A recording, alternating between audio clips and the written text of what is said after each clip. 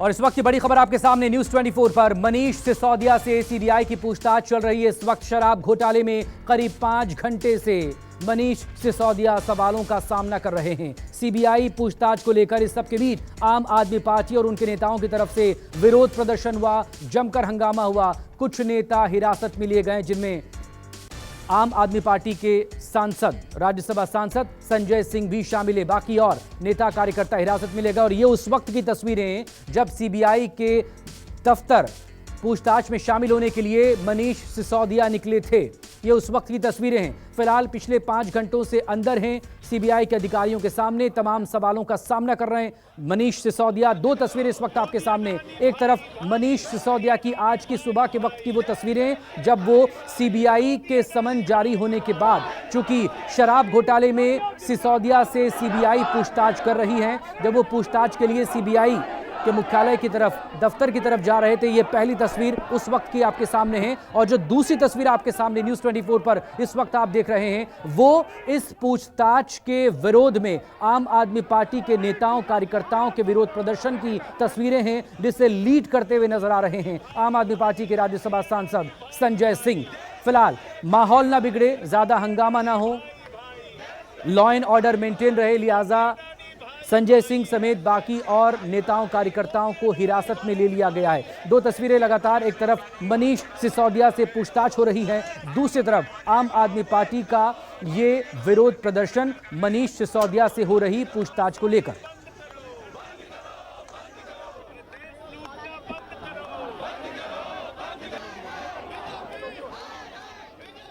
और मेरे 3 सहयोगी इस वक्त हमारे साथ जुड़ गए हैं। प्रशांत देव के पास सबसे पहले रुख करेंगे। इस वक्त सीबीआई हेडक्वार्टर के बाहर से हमारे साथ प्रशांत जुड़ गए हैं। प्रशांत, सबसे पहले तो 5 घंटे हो चुके हैं, अंदर सवालों से सामना हो रहा है डिप्टी सीएम का, और बाहर कुछ देर पहले तक विरोध प्रदर्शन हो रहा था आम आदमी पार्टी का। किस तरह की जानकारियां निकलकर सामने आई हैं? देखिए, जो जहां तक सवाल पूछताछ का है सीबीआई में, तो ये बात सबको पता है कि आधिकारिक रूप से सीबीआई से न तो पहले कभी कभी कोई बयान आया न अब आएगा। हाँ, ये जरूर है कि चूंकि वो आबकारी मंत्री थे और चूंकि वो और उनको एक्यूज नंबर 2 सीबीआई ने अपने एफआईआर में बनाया है और अब उनको दूसरी बार पूछताछ के लिए बुलाया है, तो उनसे पूछताछ चल रही है। 5 घंटे हो गए हैं और चूंकि 5 घंटे हो गए हैं और अभी भी पूछताछ जारी है, इसका मतलब है कि ये पूछताछ थोड़ी और भी लंबी चल सकती है। देखिए, होता क्या है कि पूछताछ और गिरफ्तारी में की स्थिति तब कब आती है पूछताछ के दौरान? दरअसल में आमतौर पे जब किसी आरोपी से पूछताछ की जाती है, अगर वो जांच में पूरा सहयोग कर रहा है तब तो ठीक है, बार बार उसे पूछताछ करते हैं, एविडेंस कलेक्ट करते हैं और सही से जवाब मिलता है तो केस आगे बढ़ता है। लेकिन जब ऐसी स्थिति हो जाती है कि कोई सहयोग नहीं करता है जांच में और जांच अधिकारी को कस्टोडियल इंटरोगेशन की जरूरत पड़ती है, तब वो गिरफ्तारी की नौबत आती है। ऐसा आमतौर पर होता है। तो क्या ऐसी स्थिति वहां पे हो रही है, ये कोई अभी कह नहीं सकता।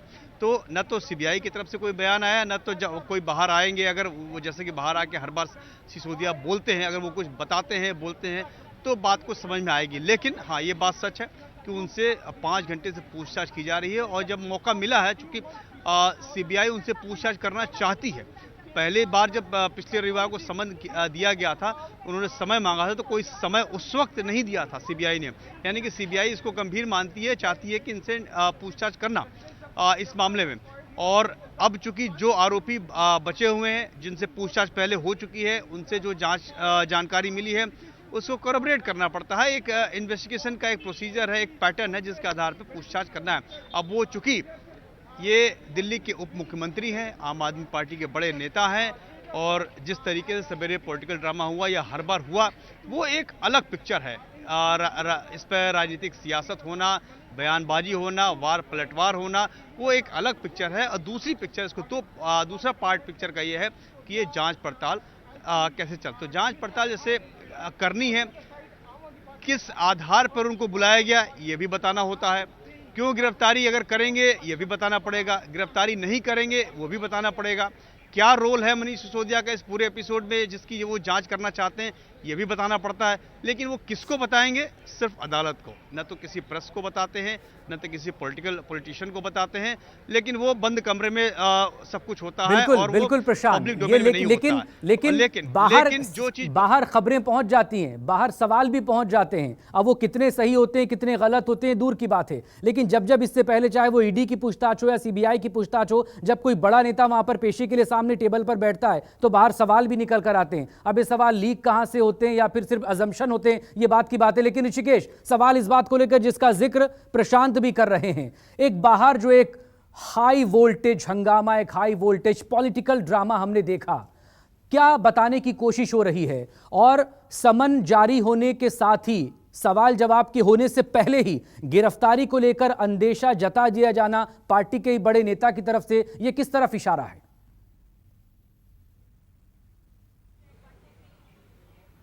नहीं, देखिए, गिरफ्तारी का अंदेशा जताना ये कंप्लीट पॉलिटिकल स्टंट है। लेकिन जो 5 घंटे से पूछताछ चल रही है और जो सूत्र जानकारी दे रहे हैं, जो संकेत दे रहे हैं, उसके मुताबिक जो 2-3 महत्वपूर्ण बिंदु है, जिसमें 5 लोग पहले ही गिरफ्तार किए जा चुके हैं और जिनसे 5 लोगों से पूछताछ हुई है इस मामले में, 12 में से 5 लोगों में, उनमें मसलन की 12% जो कमीशन है वो उसका क्या कंडीशन था, किस तरीके उसमें आपको क्या कहना, किस तरीके से बातें हो रही है।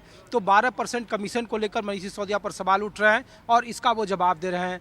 दूसरा, उनसे पूछा जा रहा है कि कोविड के दरमियान आखिर कौन सी परिस्थिति थी या ऐसा कौन सा वजह था जिसकी वजह से आपने बड़े तौर पर शराब कारोबारियों को का जो फी था वो आपने माफ़ कर दिया, और इसको लेकर कहा जा रहा है कि 144 करोड़ रुपया की उगाही हुई है और उसका इस्तेमाल अलग अलग पॉलिटिकल राज्यों में चुनाव लड़ने को लेकर किया गया है।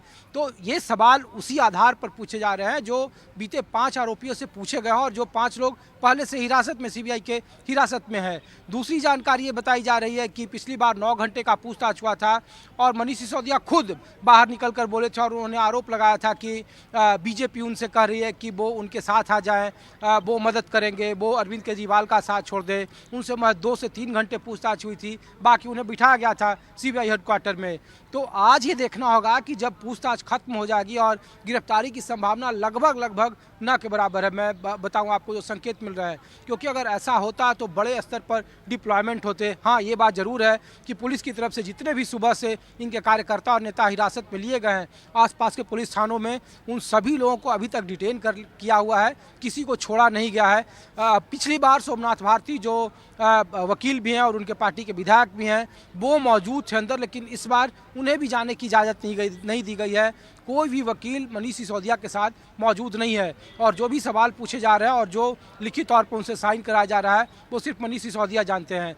तो इंतजार है कि क्या आज भी 9 घंटे, 10 घंटे, 11 घंटे पूछताछ चलती है और पूछताछ चलने के बाद मनीष सिसोदिया जब घर पहुंचते हैं तो वो क्या बयान देते हैं, क्या कोई पॉलिटिकल बयान देते हैं या नहीं देते हैं, इस बात पर बहुत कुछ रुख निर्भर करता है। लेकिन 2-3 अहम सवाल हैं जो बार बार सीबीआई की तरफ से पूछे जा रहे हैं।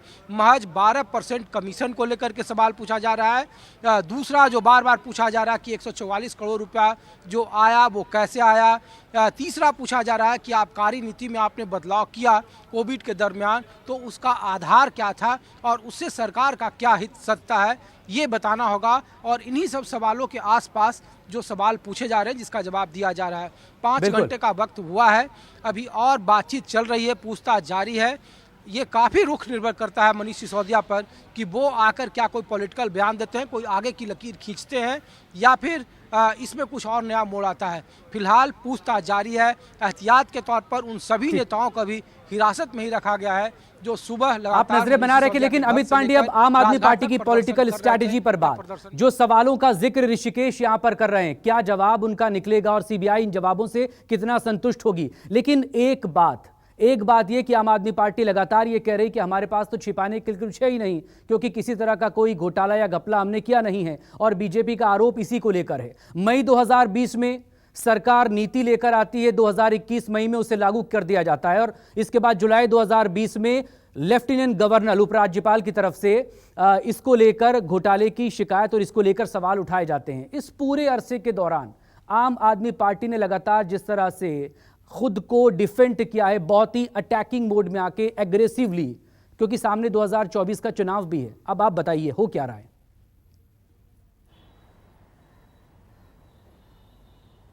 देखिए, सबसे पहले मैं ऋषिकेश की ही बात को आगे बढ़ाता हूं, क्योंकि जो सीबीआई के सोर्सेज हमें बता रहे हैं कि हाल के दिनों में अभी 3 महत्वपूर्ण गिरफ्तारियां सीबीआई की तरफ से हुई हैं, जिसमें राजेश जोशी का नाम है, बच्चन बाबू का और शरद चंद्र रेड्डी। ये 3 ऐसे लोग हैं जिनको सीबीआई ने अभी हाल के दिनों में गिरफ्तारी की है और उनसे पूछताछ में सीबीआई को कुछ ऐसे हिंट्स मिले हैं जिसका कहीं ना कहीं कनेक्शन जो है वो मनीष सिसोदिया से जुड़ता हुआ दिख रहा है। और यही वजह है कि मनीष सिसोदिया को आज पूछताछ के लिए बुलाया गया। राजेश जोशी जो है वो एडवर्टाइजमेंट से रिलेटेड जो है वो काम करते थे और उनका संपर्क जो है वो कहीं ना कहीं पार्टी से था। तो ये सबसे महत्वपूर्ण बात है जो इस वक्त निकल के सामने आ रहा है। दूसरी तरफ आम आदमी पार्टी शुरू से इस बात को डिफेंड कर रही है कि एक्साइज पॉलिसी में किसी भी तरह का कोई घोटाला नहीं हुआ है। कमीशन की जो बात कही जा रही है उस पर मनीष सिसोदिया का ये तर्क है कि पहले जो कमीशन 6% था उसको बढ़ाकर 12% इसलिए किया गया क्योंकि पहले जो एक्साइज के जो लाइसेंस मिलते थे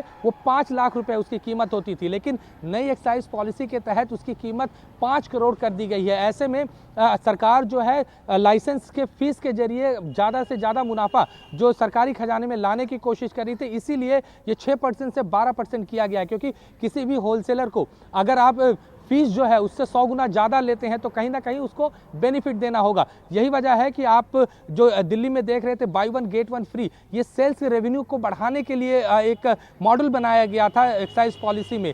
और दूसरा जो सबसे महत्वपूर्ण आरोप ये लगाया जा रहा था कि 143 करोड़ रुपए का जो रिबेट दिया गया है उस पर भी मनीष सिसोदिया लगातार ये कह रहे हैं कि ये कोर्ट के कहने पर कोविड के समय ये रिबेट दिया गया था, इसमें कोई किसी भी तरह का कोई घोटाला नहीं है। जो पॉलिसी बनी है दिल्ली में, जो नई एक्साइज पॉलिसी है, उससे कहीं ना कहीं दिल्ली का जो रेवेन्यू था वो बढ़ रहा था, क्योंकि सरकार पहले ही रेवेन्यू लाइसेंस के जरिए, ऑक्शन के जरिए जो डिस्ट्रीब्यूटर थे, होलसेलर थे या जो रिटेलर थे उनसे लेकर सरकारी खजाने में डालने की कोशिश कर रही थी। तो ये इस तरह के जो तर्क हैं लगातार आम आदमी पार्टी के तरफ से और मनीष सिसोदिया के तरफ से दिया जा रहा है। लेकिन सबसे महत्वपूर्ण बात यह है, क्योंकि सबको पता है कि किस तरह से एमसीडी में चुनाव के दरमियान क्या हुआ और आने वाले दिनों में 2024 का चुनाव है। ऐसे में जिस तरह से पूरा विपक्ष जो है बिखरा हुआ है, सब कोशिश कर रहे हैं कि किसी भी तरह से एक छत के नीचे आया जाए। उसमें सबसे महत्वपूर्ण रोल जो है वो कहीं ना कहीं अरविंद केजरीवाल अपना देखते हैं। तो ऐसे में जो परसेप्शन बनाने की कोशिश की जा रही है कि सीधा मुकाबला भारतीय जनता पार्टी से कौन करेगा, तो आम आदमी पार्टी एक परसेप्शन बनाने की कोशिश कर रही है कि चाहे सीबीआई को आप लेके आओ, चाहे ईडी को आप लेके आओ, हम आपसे डरने वाले नहीं है। तो एक तरह से पॉलिटिकल मैसेज देने की भी कोशिश जो है वो आज मनीष सिसोदिया के इस सीबीआई की जो जांच के लिए बुलाया गया था उसके जरिए देने की कोशिश की गई थी। क्योंकि इसी तरह की तस्वीरें हमने एमसीडी चुनाव के समय भी देखा था। जब पिछली बार मनीष सिसोदिया को पूछताछ के लिए सीबीआई ने बुलाया था तो हमने देखा था कि पार्टी दफ्तर से किस तरह से राजघाट और राजघाट से सीबीआई दफ्तर तक मनीष सिसोदिया जो है वो रोड शो करते हुए गए थे। तो एक तरह से दिल्ली की जनता को ये विश्वास दिलाने की कोशिश कर रहे थे कि एक्साइज पॉलिसी में किसी भी तरह का कोई घोटाला नहीं हुआ है। आज भी उस कॉन्फिडेंस को बनाए रखने के लिए आम आदमी पार्टी पूरी ताकत से उतरी हुई है मैदान में और एक के बाद एक जो प्रेस कॉन्फ्रेंस हो रहे हैं, एक के बाद एक जो बयानबाजी आम आदमी पार्टी की तरफ से आ रही है। दूसरी तरफ उनके बड़े नेता जो हैं वो सड़कों पर उतरे हुए हैं कि ये दिखाने की कोशिश कर रहे हैं कि मनीष सिसोदिया के साथ पूरी पार्टी खड़ी हुई है, उन्हें किसी तरह से कोई डरने की कोई ज़रूरत नहीं है। आप अरविंद केजरीवाल के ट्वीट को देख लीजिए, आप भगवंत मान के ट्वीट को देख लीजिए, जिसमें साफ तौर पर भगत सिंह से तुलना की जा रही कि हम उनके अनुयायी हैं और हम उनकी तरह करते हैं, हमें किसी चीज़ की कोई चिंता नहीं है, हम सीधा मुकाबला करने के लिए तैयार है। तो इस तरह के बयानबाजी आम आदमी पार्टी की तरफ से एग्रेसिव दिखाने की कोशिश जो है वो लगातार हो रही है। लेकिन इस एग्रेशन के साथ साथ एक भावनात्मक अपील भी वहां पर सुनाई दी। जब अपने परिवार का जिक्र किया, जब भगत सिंह का जिक्र किया, जब तमाम और बातों का जिक्र किया, चूंकि 2015 से डिप्टी सीएम हैं और शिक्षा मंत्री भी हैं, तो जाते जाते बच्चों से भी जो अपील की गई, इसको लेकर आप तीनों नजरें बना रखिएगा। फिलहाल बहुत शुक्रिया तमाम डिटेल के लिए, अपडेट के लिए आपसे।